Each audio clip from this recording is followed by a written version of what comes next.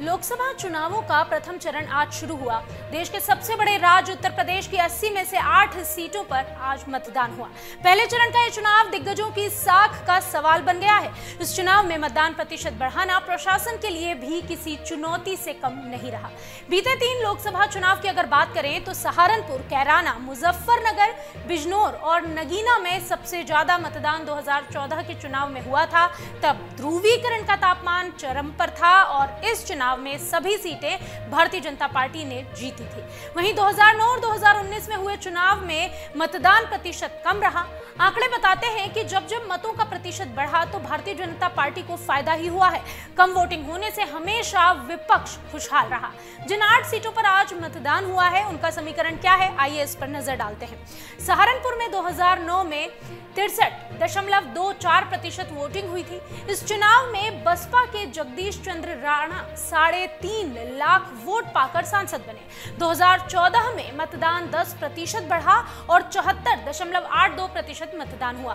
तो इस चुनाव में भाजपा के राघव लखनपाल 4,72,000 वोट पाकर सांसद बन गए। जबकि इस बार सहारनपुर लोकसभा चुनाव में भाजपा से राघव लखनपाल, कांग्रेस से इमरान मसूद, बसपा ने माजिद अली और अखिल भारतीय परिवार पार्टी से मोहम्मद इनाम चुनावी मैदान में है। मुस्लिम बाहुल्य सीट मानी जाने वाली सहारनपुर लोकसभा का चुनाव हिंदू मुस्लिम ध्रुवीकरण की तरफ जाता इस बार भी नजर आ रहा है। जिस तरह से मुख्यमंत्री योगी आदित्यनाथ ने हिंदू बाहुल्य और कांग्रेस की राष्ट्रीय महासचिव प्रियंका गांधी ने मुस्लिम बाहुल्य क्षेत्र में रोड शो किया, उससे समीकरण बदलते हुए नजर आ रहे हैं। 2014 के चुनाव में यही स्थिति बनी थी। ऐसा माना जाता है कि उस समय एक विवादित बयान ने चुनाव को हिंदू मुस्लिम ध्रुवीकरण पर लाकर रख दिया था। बात कैराना लोकसभा सीट की तो कैराना सीट पर 2009 में 56.56% मतदान हुआ। इस चुनाव में बसपा प्रत्याशी के रूप में तबस्सुम हसन ने भाजपा के हुकुम सिंह को 22,000 से अधिक मतों से पराजित किया। 2014 में चुनाव हुआ तो यहां मतों का प्रतिशत बढ़ा और 73.64 हो गया। इसका असर यह हुआ कि भाजपा के हुकुम सिंह ने 2.25 लाख से अधिक वोटों से विजय हासिल की। हालांकि 2018 में हुकुम सिंह का निधन हुआ और मई 2018 में उपचुनाव हुए तो सपा रालोद मिलकर चुनाव लड़ी। रालोद के टिकट पर तबस्सुम हसन फिर से एक बार मैदान में थी। चुनाव में 55.56% ही मतदान हुआ। तबस्सुम हसन ने भाजपा उम्मीदवार और हुकुम सिंह की बेटी मृगांका सिंह को 44,000 से अधिक वोटों से हरा दिया। 2019 में 67% लोगों ने मतदान किया, यानी कि फिर से मत प्रतिशत बढ़ा। भाजपा ने प्रदीप चौधरी को इस दौरान मैदान में उतारा और समाजवादी पार्टी ने तबस्सुम हसन को ही प्रत्याशी बनाया था। प्रदीप ने यह चुनाव 94,000 वोटों से जीत लिया। अब इस बार कैराना लोकसभा चुनाव में प्रत्याशी कांग्रेस से भाजपा से प्रदीप चौधरी, सपा कांग्रेस गठबंधन से इकरा हसन और बसपा से श्रीपाल राणा जो हैं वो चुनावी मैदान में हैं। कैराना लोकसभा सीट पर भाजपा के प्रदीप चौधरी, सपा की इकरा हसन और बसपा के श्रीपाल राणा के बीच ये त्रिकोणीय मुकाबला है जिसके आसार नजर आ रहे हैं। इस सीट पर जातीय समीकरण हावी होता नजर आ रहा है। हालांकि 6 निर्दलीय समेत इस सीट पर 14 प्रत्याशी चुनावी मैदान में हैं। अगर बात करें मुजफ्फरनगर सीट की तो 2009 में 54.37% मतदान हुआ था। इस चुनाव में बसपा के कादिर राणा ने रालोद की अनुराधा चौधरी को 21,000 से अधिक वोटों से हराया था। 2014 में चुनाव में यहां बम्पर वोटिंग हुई, 70.81% मतदान हुआ। भाजपा के संजीव बालियान ने बसपा के कादिर राणा को 4,22,000 वोटों से हरा दिया। 2019 में 2% मतदान कम हुआ, 68.42% मतदान हुआ। पिछला चुनाव 4 लाख के अंतर से जीतने वाले संजीव बालियान को केवल 6,000 वोटों से जीत मिली। इस बार मुजफ्फरनगर लोकसभा चुनाव में भाजपा से संजीव बालियान, सपा से हरेंद्र मलिक, बसपा से दारा सिंह प्रजापति मैदान में है। मुजफ्फरनगर लोकसभा सीट के लिए 11 प्रत्याशी चुनावी मैदान में हैं। मुख्य मुकाबला भाजपा के प्रत्याशी केंद्रीय राज्य मंत्री डॉक्टर संजीव बालियान, सपा प्रत्याशी हरेंद्र मलिक और बसपा प्रत्याशी दारा सिंह प्रजापति के बीच ही माना जा रहा है। सभी प्रत्याशी एक दूसरे के वोट बैंक में सेंधमारी की कोशिशें कर रहे हैं। इस बार बालियान के लिए खुद बालियान ही चुनौती बन गए हैं। दरअसल राजपूतों के विरोध ने भाजपा को संकट में डाल रखा है। हालांकि मुख्यमंत्री योगी आदित्यनाथ के ठाकुर बाहुल्य इलाकों में सभाओं के बाद भाजपा खेमा इस वोट बैंक को अपने पाले में होने का दावा तो कर रहा है, पर असल तस्वीर तो अब नजर आएगी।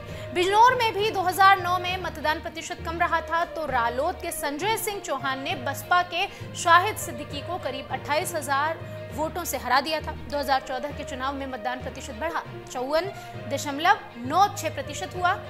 इससे बढ़कर ये 68% हो गया था। मतों का प्रतिशत जब बढ़ा तो भाजपा को जीत मिली। भाजपा का रास्ता साफ हुआ। यहां से भाजपा के कुंवर भारतेंद्र ने सपा के शाहनवाज राणा को 2 लाख से अधिक वोटों से पराजित किया। 2019 में तस्वीर फिर बदल गई। 66% मतदान हुआ। बसपा के मलूक नागर ने भाजपा के भारतेंद्र को 70,000 वोटों से हरा दिया। इस बार चुनाव में ना तो भारतेंद्र हैं ना ही मलूक नागर। ऐसे में यह चुनाव वाकई दिलचस्प होगा, क्योंकि इस बार बिजनौर लोकसभा चुनाव में भाजपा रालोद गठबंधन ने चंदन चौहान को मौका दिया है, तो वहीं सपा कांग्रेस गठबंधन ने दीपक सैनी को, बसपा ने विजेंद्र सिंह को मैदान में उतारा है। बिजनौर लोकसभा सीट पर मुकाबला त्रिकोणीय हो रहा है। सपा के काडर वोट मुस्लिमों में बसपा की सेंधमारी साफ नजर आ रही है। वहीं भाजपा रालोद के काडर वोट सैनी मतदाताओं में सपा की सेंध नजर आ रही है। यह मुकाबला किसी के लिए भी इस बार आसान नहीं है। बिजनौर और चांदपुर में मुस्लिमों में बिखराव कम दिख रहा है, वहीं हस्तिनापुर, मीरापुर और पुरकाजी विधानसभा क्षेत्र में बिखराव बढ़ा है। यहां से सपा से दीपक सैनी, बसपा से विजेंद्र सिंह और भाजपा रालोद गठबंधन से चंदन चौहान मैदान में है। बात करते हैं उत्तर प्रदेश की नगीना सीट की, जो इकलौती लोकसभा क्षेत्र है जहां 2014 के मुकाबले 2019 में मत प्रतिशत बढ़ने के बावजूद बसपा ने जीत हासिल की। 2009 में इस सीट पर 53.79% वोटिंग हुई थी। इस चुनाव में सपा के यशवीर सिंह ने बसपा के राम किशनु को लगभग 59,000 वोटों से हरा दिया था। 2014 में 60.88% वोटिंग हुई। इस चुनाव में भाजपा के यशवंत सिंह ने सपा के यशवीर सिंह को 92,000 वोटों से हराया था। 2019 में 63.66% वोटिंग हुई और बसपा के गिरीश चंद्र ने भाजपा के यशवंत सिंह को 1,67,000 वोटों से हराया। इस बार नगीना लोकसभा चुनाव में भाजपा से ओम कुमार, सपा से मनोज कुमार, बसपा से सुरेंद्र पाल सिंह अपनी किस्मत आजमा रहे हैं। नगीना में सभी के समीकरण बिगड़े हुए नजर आ रहे हैं। आजाद समाज पार्टी के मुखिया चंद्रशेखर आजाद के चुनावी मैदान में खुद उतर जाने के बाद प्रदेश की चुनिंदा हॉट सीटों में से एक नगीना सीट इस वक्त लोगों का ध्यान आकर्षित कर रही है। नगीना सीट के राजनीतिक समीकरण गड़बड़ाए हुए हैं। मुस्लिम दलित बाहुल्य नगीना लोकसभा सीट पर इन दोनों वर्गों के रुख पर चुनावी परिणामों की हार जीत का फैसला होता रहा है। इस बार के चुनाव में मुस्लिम और दलित वोटों में जमकर मारामारी है और सेंधमारी होती भी नजर आ रही है। चुनाव में मुस्लिम और दलित मतदाता किसके पक्ष में जाएगा, इस पर दोनों वर्गों के अधिकतर मतदाताओं ने तो खामोशी इख्तियार कर रखी है। लेकिन आजाद समाज पार्टी के अध्यक्ष चंद्रशेखर आजाद ने सपा बसपा के मूल वोट बैंक में सेंधमारी और सपा बसपा ने अपने मूल वोट बैंक को एकजुट रखने में पूरी ताकत झोंक रखी है। उधर भाजपा भी मुस्लिम और महिलाओं, दलित वोटों में सेंधमारी करने के प्रयास में जुटी हुई है। मतदान के दिन इन दोनों वर्गों का मूड चुनावी परिणाम तय करेगा, यानी कि आज ये तय हो चुका है कि आखिर मतदाताओं ने किसे चुना है। आखिर इन दोनों वर्गों का वोट बिखराव होगा या एकजुटता के साथ किसी एक पार्टी के पक्ष में ये चले जाएंगे, ये परिणाम वाले दिन साफ होगा। भाजपा से ओम कुमार, सपा से मनोज कुमार, बसपा से सुरेंद्र पाल सिंह और बसपा से चंद्रशेखर यहां के प्रत्याशी हैं, यानी ये अपनी किस्मत आजमा रहे हैं। मुरादाबाद लोकसभा सीट पर भाजपा से सर्वेश सिंह, सपा से रुचि वीरा, बसपा से मोहम्मद इरफान प्रत्याशी हैं। वहीं इस बार रामपुर लोकसभा सीट पर भाजपा ने घनश्याम लोधी को टिकट दिया है। सपा के मोहिबुल्लाह के नाम पर काफी विवाद हुआ, हालांकि बाद में अभी मोहिबुल्लाह ही चुनावी मैदान में है। इस सीट को आजम खान का गढ़ कहा जाता है। यहां से बसपा ने जुशान खान को प्रत्याशी बनाया। वहीं इस पर पीलीभीत सीट पर भी बीजेपी ने वरुण गांधी का पत्ता काटकर भाजपा से जितिन प्रसाद को टिकट दे दिया गया। सपा से भगवत सरन गंगवार और बसपा से अनीस अहमद खां चुनाव लड़ रहे हैं। इन सभी प्रत्याशियों की किस्मत आज ईवीएम में कैद हो चुकी है। परिणाम के साथ साफ होगा कि इन 8 सीटों के नतीजे चौंकाते हैं या वही होंगे जो हर बार की तरह नजर आते हैं। अगर आप ये वीडियो YouTube पर देख रहे हैं तो हमारे चैनल को सब्सक्राइब करें और बेल आइकन को दबाना ना भूलें। अगर आप Facebook पर ये वीडियो देख रहे हैं तो हमारे पेज को लाइक करें।